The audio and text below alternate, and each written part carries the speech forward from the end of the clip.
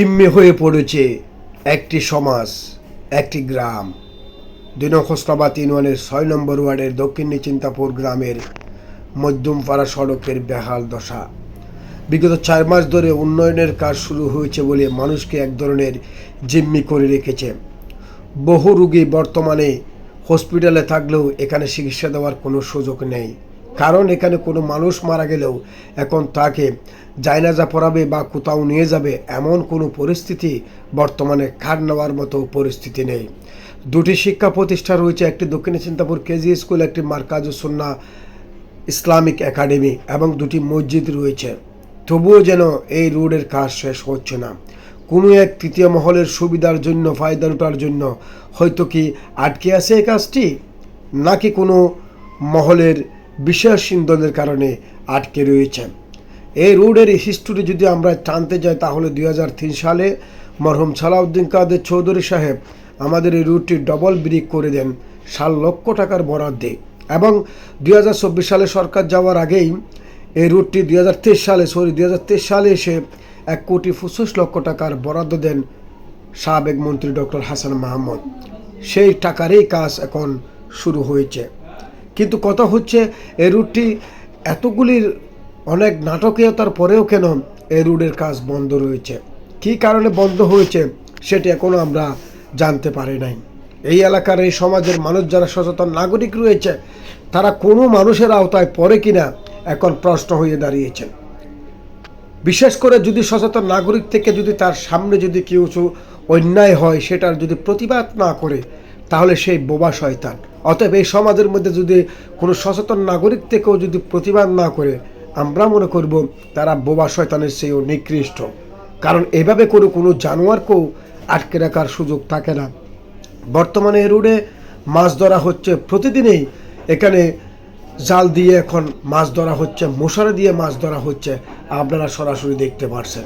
কিন্তু এই রুট দিয়ে কখনো কোনো রাজনৈতিক প্রতিকূলতা বা রাজনৈতিক কৌশল থাকার কোনো কারণও দেখছি না, কারণ গ্রামে গঞ্জে রোডের মধ্যে সর্বস্তরের মানুষের হাঁটা চলার একমাত্র উপায় হচ্ছে, মাধ্যম হচ্ছে এই রাস্তাটি। কিন্তু এখানে মহিসুন্নাহ মাদ্রাসার ছাত্রছাত্রীরাও কিন্তু দূর দূরান্ত দিয়ে এসে এই রোডেই বেশিরভাগ ব্যবহার হয়। যারা বাহিক ছাত্রছাত্রী রয়েছে তাদের ক্ষেত্রেও বড় ধরনের সমস্যা হচ্ছে। অনেকে পা পিছলে পড়ে গিয়েছে, অনেকে আঘাত পেয়েছে, এবং একটা মিনিট একটা সেকেন্ড এখানে চলাফেরার কোনো উপযোগী নেই। কিন্তু এখানে সবাই কাউকে বললেও কেউ মিডিয়াতে কথা বলতে চায় না। চায়ের দোকানে পর সবাই বক বক করে গালাগালি করে শুধু ইঞ্জিনিয়ারকে, নেতাকর্মীকে বা বড় বড় নেতাদের নাম ধরে, কিন্তু বাস্তবে যখন ক্যামেরা নিয়ে দাঁড়ায় কেউ প্রতিবাদী কথা বলার জন্য রাজি নয়, কারণ লাল কুত্তা শিয়াল। আরে তুই মাছ কদিন তুই সদনু লুট কুলজিলতে এক মাস পরে তো আরো হত্তি দিন মাছের অনে কি মাছ পাস রে? তারাফিয়া মাছ চাই, তারপরে নাড়টিয়া পাই, মাছ চাই, ওরি মাছ চাই অনে বল মাছ পাল নয় এনে না।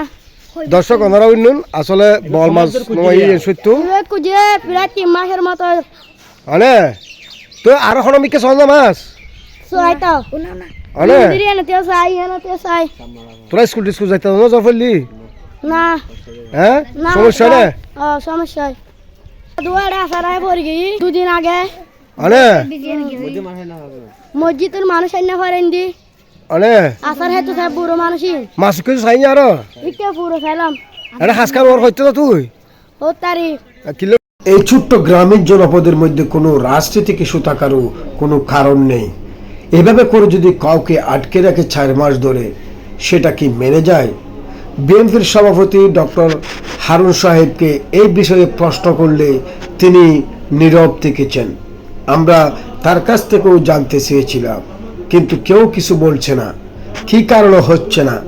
একটি কুটির বিষয় নিয়ে আইয়ুব খানের সুস্পষ্টতার বক্তব্যের কারণে তিনি একটি গেরুয়া দিয়েছিলেন, যদিও বা শুক্রবারে জুমা মসজিদে তিনি 3 মাস আগে বলেছে যে আমাদের জায়গা 10 ফুট পড়েছে, আমরা সেখানে 3 ফুট জায়গা চাই, কিন্তু সেই 3 ফুট সে ঘিরে ফেলে পরবর্তীতে ঘিরে ফেলার পরেও তাকে বলা হয়েছে বিদ্যুতের খুঁটিটি সরিয়ে জায়গা নিতে পারো, মেলা জায়গা রয়েছে।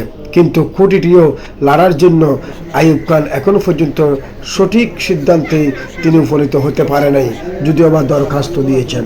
তবুও বলি, এরকম করে একটি রাস্তাকে আটকে রাখাটা কখনো ঠিক নয়। এর পরবর্তীতে আসি ইঞ্জিনিয়ারের বক্তব্য, বালির জায়গায় মাটি, এরকম একটা ইস্যু তুলেও তারা কাজ বন্ধ রেখেছে বলা হচ্ছে।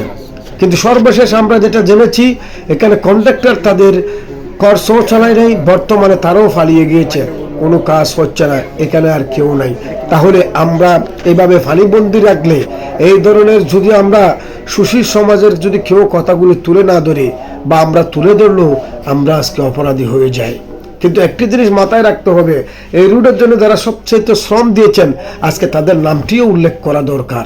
ইঞ্জিনিয়ার অলি আহমদের টাকা রয়েছে, শাহাবুদ্দিনের রয়েছে, রাজু মেম্বারের রয়েছে, জাহাঙ্গীরের রয়েছে এবং আলমগীরের টাকা রয়েছে।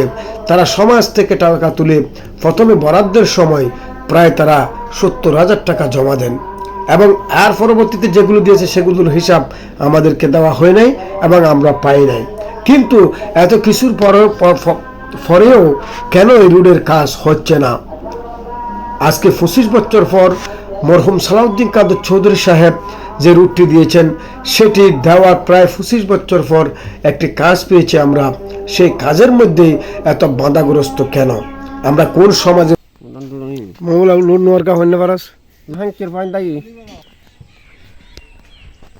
যদি কাজ দ্রুত না হয়, তাহলে জনগণ রাস্তায় নেমে পড়বে।